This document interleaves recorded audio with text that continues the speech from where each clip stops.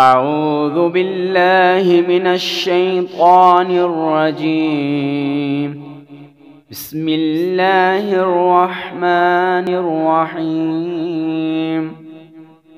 وأتموا الحج والعمرة لله، فإن أحصرتم فما استيسر من الهدي، ولا تحلقوا رؤوسكم حتى يبلغ الهدي محله.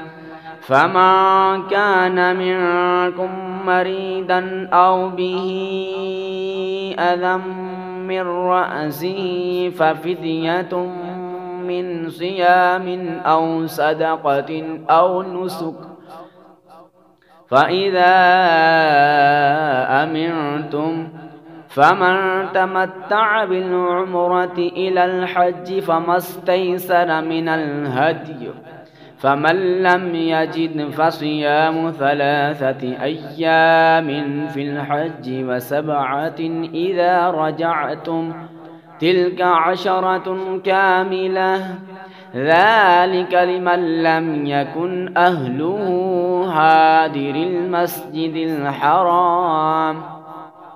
واتقوا الله واعلموا أن الله شديد العقاب.